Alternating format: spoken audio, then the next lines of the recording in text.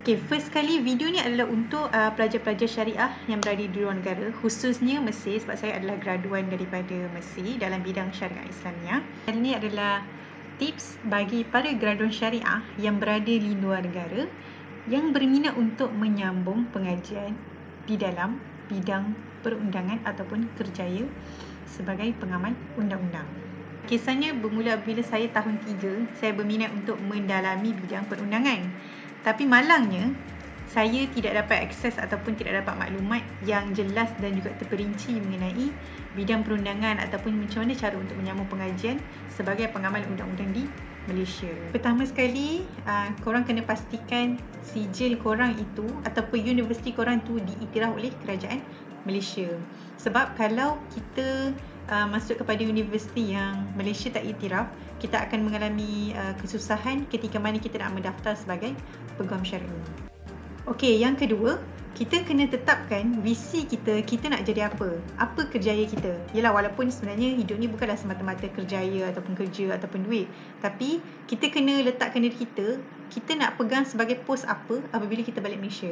Kalau orang yang berminat dalam bidang perundangan, set terus dalam kepala nak jadi apa, nak buat apa lepas ni.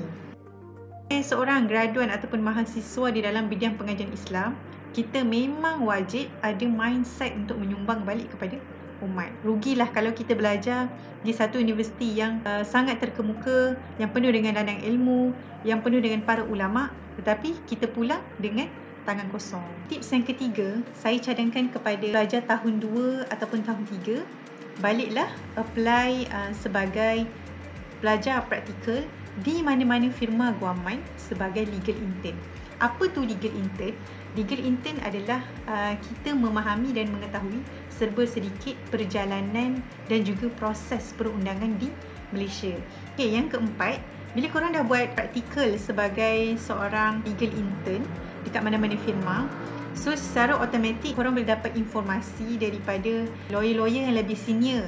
Maksudnya universiti mana yang menawarkan pengajian yang mungkin sesuai dengan kemampuan kita, ataupun kita mungkin lebih suka tempoh yang pendek. Kita dah boleh mula buat survey, kita dah boleh buat perbandingan. Okay, antara universiti yang menawarkan pengajian untuk menyambung dalam bidang perundangan khusus bagi graduan syariah luar negara, antaranya UiTM, UKM, ada USIM, ada KUIS, dan ada juga UIA. Yang saya maklum, ada 5 universiti ni yang memang diiktiraf dan boleh menerima pelajar graduan syariah luar negara. Apabila kita sudah dapat sijil tamat belajar, kita kena selesaikan cepat-cepat proses terjemahan, kemudian terus ambil tahu bila tarikh buka dan tarikh tutup untuk pendaftaran sesebuah universiti, bagi mengelakkan kita terlambat untuk mendaftar.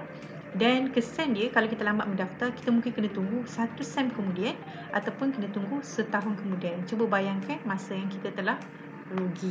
Sementara tunggu tawaran daripada universiti, kita kena banyakkan membaca dan jangan duduk diam. Kita cari senior lawyer untuk kita refer, untuk kita mengambil maklumat, untuk kita tambahkan ilmu dan juga update tentang perundangan syariah di Malaysia. Okay, tips yang seterusnya, apabila kita balik Malaysia, kita kena pastikan side income kita kukuh sebelum kita memulakan sesuatu chambering. Sebab chambering gaji dia mungkin lebih rendah lah, ataupun kita tak boleh expect terlalu tinggi. Sebab kita adalah seperti pekerja ataupun pelajar praktikal yang akan menjalani latihan dalam kamar selama 9 bulan. Jadi kena pandai-pandai adjust kewangan masing-masing. Okey, baik, ketika menyambung pengajian di LSA ataupun pengajian sambungan daripada syariah untuk menjadi seorang pengamal undang-undang, saya cadangkan kita melakukan double effort lah daripada student-student yang mungkin belajar di dalam negara, yang mungkin lebih luas pengalaman mereka. Tanya, jangan malu, jangan segan. Kalau kita malu, kita akan sesat jalan. Dan kita kena banyak membaca akta, banyak membaca kes-kes dan prosedur-prosedur yang berlaku di dalam sebuah proses perundangan di Malaysia. Yang terakhir sekali, ini memang penting sangat-sangat kepada semua graduan syariah luar negara. Tajamkan skill, jadi orang yang bersungguh-sungguh untuk menguasai ilmu, banyakkan membaca isu semasa dan cuba juga untuk menguasai bahasa Inggeris, sebab banyak-banyak rujukan undangan ni di dalam bahasa Inggeris. Jadi manjada wajada. InsyaAllah semoga bermanfaat, dan kepada yang ingin bergelar sebagai pengamal undang-undang, saya doakan semoga berjaya. Saya juga masih di dalam perjalanan untuk bergelar sebagai pengamal undang-undang. Ini adalah tips yang saya boleh kongsikan supaya adik-adik tidak melalui proses yang panjang seperti saya lah, supaya adik-adik semua boleh kembali beramal dan juga bermanfaat kepada masyarakat dan umat. Wallahualam.